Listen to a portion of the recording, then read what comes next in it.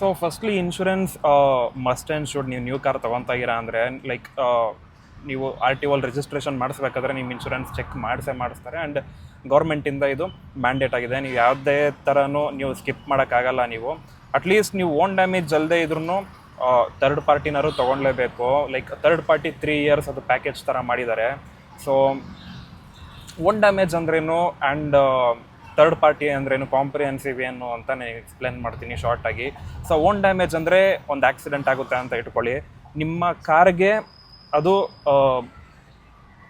Insurance, ಅದು own damage. ನಿಮ್ಮ ಕಾರ್ಗೆ ಏನೇ ಆದ್ರೂ ನೀವು ಬರೀ ಪ್ರೀಮಿಯಮ್ ಏನು ಕಟ್ಟಿರ್ತೀರ ಅದ್ರ ಮೇಲೆ ಕ್ಯಾಶ್ಲೆಸ್ ಆಗಿದ್ದರೆ ಅದು ನಿಮಗೆ ಫುಲ್ಲು ಒಂದು ರೀಇಂಬರ್ಸ್ಮೆಂಟ್ ಆಗುತ್ತೆ.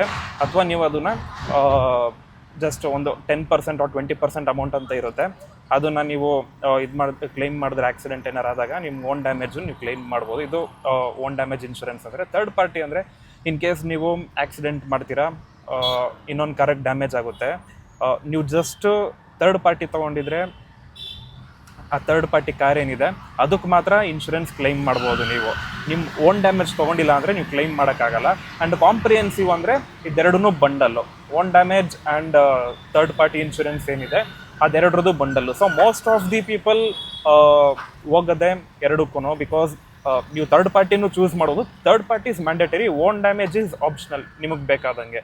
ಸೊ ಎರಡು ಹೋಗೋದ್ರಿಂದ ಏನು ಅಡ್ವಾಂಟೇಜ್ ಏನಂದರೆ, ನಾವೆಲ್ಲ ಅಷ್ಟು ದುಡ್ಡು ಕೊಟ್ಟು ಕಾರ್ ತೊಗೋತೀವಿ, ಒಂದು ಸಣ್ಣ ಡ್ಯಾಮೇಜ್ ಆದ್ರೂ 1000 ರೂಪಾಯಿ, ಸಮ್ಟೈಮ್ಸ್ ಲಕ್ಷಾಂತರ ರೂಪಾಯಿ ಹೆವಿ ಡ್ಯಾಮೇಜ್ ಆದರೆ ಸೊ ನಾವು ಅದನ್ನು ಬೇರ್ ಮಾಡೋಕ್ಕಾಗಲ್ಲ ನಾವು. ಅದೇ ನೀವು ಇನ್ಶೂರೆನ್ಸಲ್ಲಿ ಹೋದರೆ ನೀವು ಥರ್ಡ್ ಪಾರ್ಟಿಗೆ ಏನೇ ಡ್ಯಾಮೇಜ್ ಆಗಿದ್ರೂ ಇನ್ಶೂರೆನ್ಸಲ್ಲಿ ಕವರ್ ಆಗುತ್ತೆ ಆ್ಯಂಡ್ ಓನ್ ಡ್ಯಾಮೇಜ್ಗೂ ಕವರ್ ಆಗುತ್ತೆ. ಸೊ ಇದು ಬೆನಿಫಿಟ್ಟು, ಇದು ಕಾಂಪ್ರಿಹೆನ್ಸಿವ್ ಇನ್ಶೂರೆನ್ಸ್ ಅಂದರೆ. ಸೊ ಇದರಲ್ಲಿ ನೆಕ್ಸ್ಟು ಆ್ಯಡ್ ಆನ್ಸ್ ಬರುತ್ತೆ.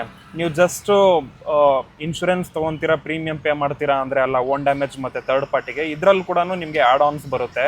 ಲೈಕ್ ಆ್ಯಡ್ ಆನ್ಸ್ ಯಾವ ಥರ ಬರುತ್ತೆ ಅಂದರೆ depreciation reimbursement, tyre damage replacement, ಆಮೇಲೆ engine protection, key replacement, road side assistance, ಈ ಥರ ಹಲವಾರು ಬರುತ್ತೆ. ಈ ಆ್ಯಡ್ ಆನ್ಸ್ನ ನೀವು ಯಾವಾಗಲೂ ನೋಡ್ಕೊಂಡು ತೊಗೊಳ್ಳಿ, ನಿಮಗೆ ಹೆಂಗೆ ಬೇಕು ಅಂತ. Return to invoice. ಸೊ ಸಿಂಪಲಾಗಿ ಎಕ್ಸ್ಪ್ಲೇನ್ ಮಾಡ್ತೀನಿ. ಡಿಪ್ರಿಸಿಯೇಷನ್ ರೀಇಂಬರ್ಸ್ಮೆಂಟ್ ಅಂದರೆ, ಫಾರ್ ಎಕ್ಸಾಂಪಲ್ ನೀವು 1 ವರ್ಷ ಆಗಿದೆ ಅಂದ್ಕೊಳ್ಳಿ, ಕಾರ್ ತೊಗೊಂಡು 1 ವರ್ಷ ಆದಮೇಲೆ ನಿಮ್ಗೆ ಆಕ್ಸಿಡೆಂಟ್ ಆಯಿತು, ಅದಕ್ಕೆ ನೀವು ಇನ್ಶೂರೆನ್ಸ್ ಕ್ಲೈಮ್ ಮಾಡ್ತಾ ಇದ್ದೀರಾ ಅಂದರೆ ನಿಮ್ಮ ಕಾರ್ 1 year ಡಿಪ್ರಿಸಿಯೇಟ್ ಆಗಿರುತ್ತೆ. ಸೊ ಆ 1 year ಡಿಪ್ರಿಸಿಯೇಷನ್ನ ಕ್ಯಾಲ್ಕುಲೇಟ್ ಮಾಡಿ ನಿಮಗೆ ಅಮೌಂಟು ನಿಮಗೆ ರೀಇಂಬರ್ಸ್ ಅಥವಾ ನಿಮಗೆ ಕ್ಲೈಮ್ ಆಗುತ್ತೆ ಅದು.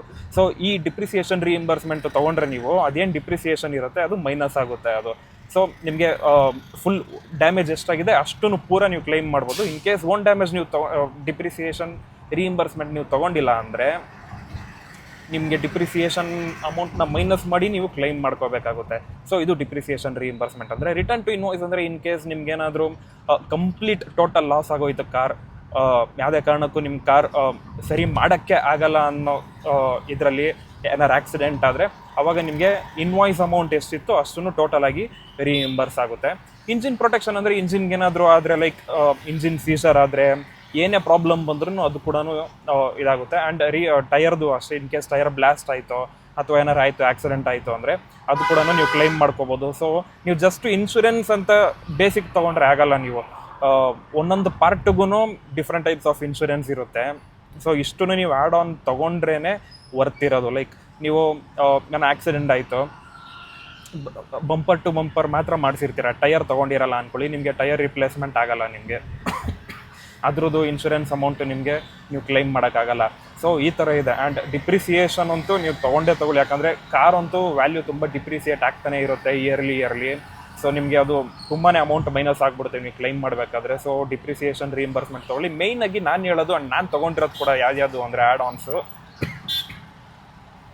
Depreciation reimbursement, return to invoice, engine protection ತೊಗೊಳ್ಳಿ, ಆ್ಯಂಡ್ ಟೈರ್ ಪ್ರೊಟೆಕ್ಷನ್ ತೊಗೊಳ್ಳಿ, ಆ್ಯಂಡ್ ಕೀದು ಕೂಡ ಇದೆ, key insurance. In case key ನಿಮ್ಗೆಲ್ಲರೂ ಕಳೆದೋಯ್ತು ಅಂದರೆ ಒನ್ಸ್ ಅದನ್ನು ನಿಮಗೆ ರಿಪ್ಲೇಸ್ ಮಾಡಿಕೊಡ್ತಾರೆ, ಇದನ್ನು ಕೂಡ ತೊಗೊಬೋದು. ಇಲ್ಲಾಂದರೆ ಕೀಸ್ ಕೂಡ ಎಕ್ಸ್ಪೆನ್ಸಿವ್ ಇರುತ್ತೆ, ನಿಮಗೆ 10,000, 20,000, 30,000 depends on the brand and car. So ಇಷ್ಟು and return to invoice. So ಇಷ್ಟೂ ನನಗನ್ಸಿದ್ದು ತುಂಬಾ ಇಂಪಾರ್ಟೆಂಟ್ ಆ್ಯಡ್ ಆನ್ಸ್ ಅಂತ. ಇದು ಬಿಟ್ಟು ಇನ್ನೂ ತುಂಬ ಇರುತ್ತೆ, ಅದೆಲ್ಲ ನನಗನ್ಸುತ್ತೆ ವರ್ತಿಲ್ಲ. ಆ್ಯಂಡ್ ಸುಮ್ಮನೆ ಬೇಕಾಬಿಟ್ಟು ಎಲ್ಲನೂ ಮಾಡಿರ್ತಾರೆ, ಅದನ್ನೆಲ್ಲ ತೊಗೊಳಕ್ಕೆ ಹೋಗ್ಬೇಡಿ. ನಿಮಗೆ ಯಾವುದು ವರ್ತಿದೆ ನಿಮಗೆ ಅನಿಸುತ್ತೆ ಅದನ್ನು ತೊಗೊಳ್ಳಿ. ಫಾರ್ ಎಕ್ಸಾಂಪಲ್ ಇವಾಗ ಬಿಲಾಂಗಿಂಗ್ಸ್ ಏನಾದರೂ ಕಳೆದೋದ್ರೆ ನಿಮ್ಮ ಪರ್ಸ್ನಲ್ ವಸ್ತುಗಳು, ಅದಕ್ಕೂ ಇನ್ಶೂರೆನ್ಸ್ ಇದೆ. ಬಟ್ ಅದು ವರ್ತಿಲ್ಲ, ಯಾಕಂದರೆ ಸಿಕ್ಕಾಪಟ್ಟೆ ಅದಕ್ಕೆ ಮೆಷರ್ಸ್ ಇದೆ, ಪೊಲೀಸ್ ಕಂಪ್ಲೇಂಟ್ ಆಗಬೇಕು, ಪ್ರೂಫ್ ಕೊಡಬೇಕು ನೀವು, ಅದು ಸಿಕ್ಕಾಪಟ್ಟೆ ಕಷ್ಟ ಅದು. ಸೊ ಅಂಥವೆಲ್ಲ ನೀವು ಬಿಟ್ಟುಬಿಡಿ ಆಯಿತಾ. ಈ ರೋಡ್ ಸೈಡ್ ಅಸಿಸ್ಟೆನ್ಸು ಇದನ್ನೆಲ್ಲ ತೊಗೊಳ್ಳಿ, ತುಂಬ ವರ್ತ್ ಇರುತ್ತೆ. ಸೊ ಲೈಕ್ ನೀವು ಯಾಕೆ ಕಂಪ್ನಿ ಚೂಸ್ ಮಾಡ್ಬೇಕಂತ ನೋಡೋದಾದರೆ, ನಾನು ಪರ್ಸ್ನಲ್ ಆಗಿ ತೊಗೊಂಡಿರೋದು ಟಾಟಾ AG, ಯಾಕಂದರೆ ಬೆಸ್ಟ್ ಇದೆ ಆ್ಯಂಡ್ ವರ್ತ್ ಕೂಡ ಇದೆ ನಿಮಗೆ ಬೇರೆ ಕಂಪ್ನೀಸ್ಗೆ ಕಂಪೇರ್ ಮಾಡಿಕೊಂಡ್ರೆ ಪ್ರೈಸು. ಥರ್ಡ್ ಪಾರ್ಟಿ ಆಗಿರ್ಬೋದು, ಓನ್ ಡ್ಯಾಮೇಜ್ ಆರ್ ಕಾಂಪ್ರಿಹೆನ್ಸಿವ್ ಯಾವುದೇ ಆದ್ರೂ ನಿಮಗೆ ವರ್ತ್ ಇದೆ. ನಿಮಗೆ ಸಿಕ್ಕಾಪಟ್ಟೆ ಕಂಪ್ನೀಸ್ ಇದೆ, ಲೈಕ್ ಬಜಾಜ್ ಇದೆ, ಟಾಟಾ ಇದೆ, ICICI ಇದೆ, ಮೋಹನ್ ಸುಂದರಮ್ ಇದೆ, ಆಮೇಲೆ HDFC ಇದೆ.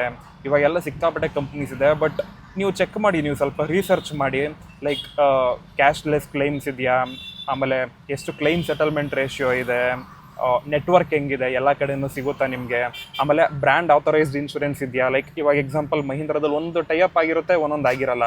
ಸೊ ಟೈಅಪ್ ಆಗಿರೋದು ಏನಿರುತ್ತೆ ಅಂದರೆ ನಿಮಗೆ ಬೇಗ ಅದು ಕ್ಲೈಮ್ ಆಗುತ್ತೆ, ಇಲ್ಲಾಂದರೆ ನೀವು ಆಚೆಯಿಂದ ಮಾಡ್ಕೊಂಡು ಅದು ತುಂಬ ಲಾಂಗ್ ಪ್ರೊಸೀಜರ್ ಅದು. ಸೊ ನಿಮಗೆ ಅದು ಟೈಅಪ್ ಆಗಿದ್ರೆ, ಅವ್ರ ನೆಟ್ವರ್ಕ್ ಚೆನ್ನಾಗಿದ್ರೆ ನಿಮಗೆ ಬೇಗ ನಿಮಗೆ ಕ್ಲೈಮ್ ಆಗುತ್ತೆ, ನಿಮಗೆ ಗಾಡಿ ಬೇಗ ಸಿಗುತ್ತೆ ಇನ್ ಕೇಸ್ ಏನಾದರೂ ಸರ್ವಿಸ್ಗೆ ಹೋಗಿದ್ರೆ. ಸೊ ಈ ಥರ ನೋಡ್ಕೊಂಡು ತೊಗೊಳ್ಳಿ. ಆ್ಯಂಡ್ ನಾನು ರೆಕಮೆಂಡ್ ಮಾಡೋದು, ನನ್ನ personal favourite is Tata AIG. First ನನ್ನ ಹತ್ರ ಬಜಾಜ್ ಇತ್ತು, ಬಟ್ ಆ ಬಜಾಜ್ ಚೆನ್ನಾಗಿದೆ ಅವ್ರದ್ದು ಸರ್ವಿಸ್ ಎಲ್ಲ. ಬಟ್ ಒಂದು ಪ್ರಾಬ್ಲಮ್ ಏನಂದರೆ ತುಂಬ ಎಕ್ಸ್ಪೆನ್ಸಿವ್ ಇದೆ ಬಜಾಜು. ಅದು ಬಿಟ್ಟರೆ ಟಾಟಾ AIG ಚೆನ್ನಾಗಿದೆ. ಆ್ಯಂಡ್ ಇಷ್ಟೆಲ್ಲ ಆದಮೇಲೆ ನೀವು ಹೊಸ ಕಾರ್ ತೊಗೋಬೇಕಾದ್ರೆ ಶೋರೂಮಲ್ಲಿ ತುಂಬ ಕೇರ್ಫುಲ್ ಆಗಿರಿ, ಯಾಕಂದರೆ 1 to double ಪ್ರೈಸ್ ಹಾಕಿರ್ತಾರೆ.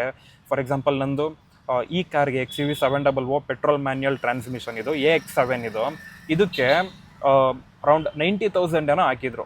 ಓಕೆನಾ, ನನಗೆ ಗೊತ್ತಿತ್ತು, ಯಾಕಂದರೆ ನಾನು ಫಸ್ಟು ಸೆಲ್ಟೋಸ್ ಕಾರ್ ತೊಗೊಂಡಿದ್ದೆ, ಅದರಲ್ಲಿ ಸ್ವಲ್ಪ ಮೋಸ ಹೋಗಿದ್ದೆ ನಾನು. ಬಟ್ ಅದರಲ್ಲಿ ಎಚ್ಚೆತ್ಕೊಂಡಿದ್ದೆ ನಾನು, ಲೈಕ್ ನಂಗೆ ಕಂಪ್ಲೀಟಾಗಿ ಗೊತ್ತಿತ್ತು ಇವ್ರದ್ದು ಪಿಕ್ಚರ್ ಏನು, ಹೆಂಗೆ ಮಾಡ್ತಾರೆ ಏನು ಅಂತ.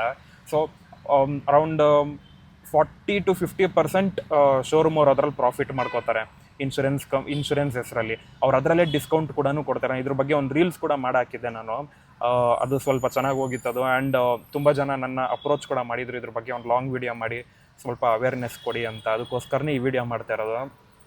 ಸೊ ನನಗೆ ಟೋಟಲ್ ಕಾಸ್ಟ್ ಬಿದ್ದಿದ್ದು third party and comprehensive insurance ಅಂತಲೇ ಹೇಳ್ಬೋದು, 46,000 with all the add ons ಹೊಸ ಕಾರ್ಗೆ. ಬಟ್ ಶೋರೂಮಲ್ಲಿ ಹೇಳಿದ್ದು 90,000. ಸೊ ಡಿಫ್ರೆನ್ಸ್ ನೋಡಿ, ಆಲ್ಮೋಸ್ಟ್ 40% to 45% ಅಮೌಂಟ್ ನನಗೆ ರೆಡ್ಯೂಸ್ ಆಯಿತು.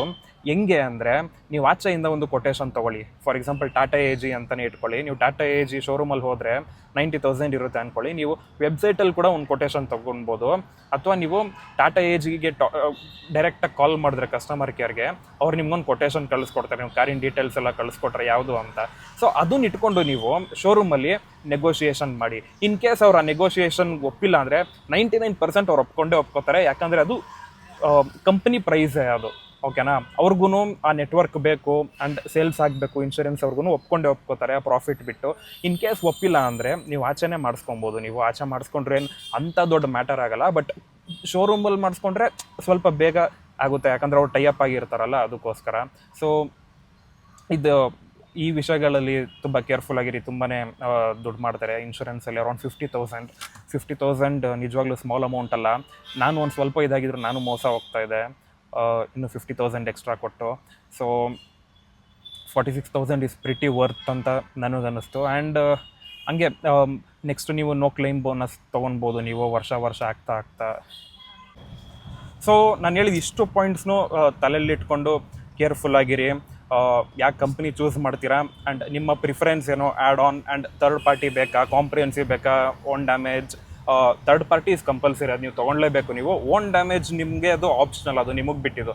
ನಿಮಗೆ ಬೇಕಂದರೆ ತೊಗೊಬೋದು, ಕಾನ್ಫಿಡೆನ್ಸ್ ಇದ್ದರೆ ಏನೂ ಆಗಲ್ಲ ಅಂತ. ಬಟ್ ನಾನು ಹೇಳೋದು ಕೇರ್ಫುಲ್ಲಾಗಿರೋಕ್ಕೆ ಆ್ಯಂಡ್ ಪ್ರಿವೆಂಟಿವ್ ಮೆಜರ್ಸ್ಗೆ ನೀವು ಓನ್ ಡ್ಯಾಮೇಜ್ ತೊಗೊಳ್ಳಿ. ಆ್ಯಂಡ್ ಡಿಪ್ರಿಸಿಯೇಷನ್ ರೀಇಂಬರ್ಸ್ಮೆಂಟು, ಕನ್ಸ್ಯೂಮಬಲ್ ರೀಇಂಬರ್ಸ್ಮೆಂಟು ಇದು ಕೂಡ ತೊಗೊಳ್ಳಿ. ಕನ್ಸ್ಯೂಮೇಬಲ್ ಕೂಡ ತುಂಬ ಇಂಪಾರ್ಟೆಂಟು. ಲೈಕ್ ಕನ್ಸ್ಯೂಮೇಬಲ್ಸ್ ಅಂತ ಕೆಲವು ಇರ್ತವೆ, ಅದೆಲ್ಲ ನಿಮಗೆ ಇಲ್ಲ ಅಂದರೆ ಇನ್ಶೂರೆನ್ಸಲ್ಲಿ ಆ್ಯಡ್ ಆನ್ ಆಗಲ್ಲ. ನೀವು ಕ್ಲೈಮ್ ಮಾಡಬೇಕಾದ್ರೆ ಅದೂ ಸ್ವಲ್ಪ ಎಕ್ಸ್ಪೆನ್ಸಿವ್ ಇದ್ದೇ ಇರುತ್ತೆ. ಬಂಪರ್ ಟು ಬಂಪರ್ ಕೂಡ ವೆರಿ ಇಂಪಾರ್ಟೆಂಟ್ ತೊಗೊಬೇಕು ನೀವು. ಸೊ ಇಷ್ಟನ್ನು ತಲೆಯಲ್ಲಿ ಇಟ್ಕೊಂಡು ತೊಗೊಳ್ಳಿ. ಆ್ಯಂಡ್ ಹೊಸ ಕಾರ್ ತೊಗೊಳ್ಳೋರಿಗೆ ನಾನು ರೆಕಮೆಂಡ್ ಮಾಡೋದು, ನೋಡಿಕೊಂಡು ವಿಚಾರಿಸ್ಕೊಂಡು ಒಂದು ಕೊಟೇಶನ್ ತೊಗೊಂಡು ಆಮೇಲೆ ನೀವು ಶೋರೂಮ್ ಅವ್ರ ಹತ್ರ ಮಾತಾಡಿ. ನೀವು ಕೊಟೇಶನ್ ಕೊಡ್ತೀನಿ ಅಂದ ತಕ್ಷಣ ಅವರು ಸರ್ ಆಯಿತು ನಾವು ಮ್ಯಾಚ್ ಮಾಡ್ತೀವಿ ಅದಕ್ಕೆ ಅಂತಲೇ ಹೇಳ್ತಾರೆ ಅವರು. ಆಚೆಗಡೆ ಎಷ್ಟಿದೆ ಅದೇ ಪ್ರೈಸ್ಗೆ ಬೇಕಾದ್ರೆ ಮಾಡಿಸ್ಕೊಳ್ಳಿ, ಬಟ್ ಜಾಸ್ತಿ ಅಂತೂ ಕೊಡೋಕೆ ಹೋಗ್ಬೇಡಿ ಶೋರೂಮ್ ಅವ್ರಿಗೆ ಅಂತ ನಾನು ಹೇಳ್ತೀನಿ.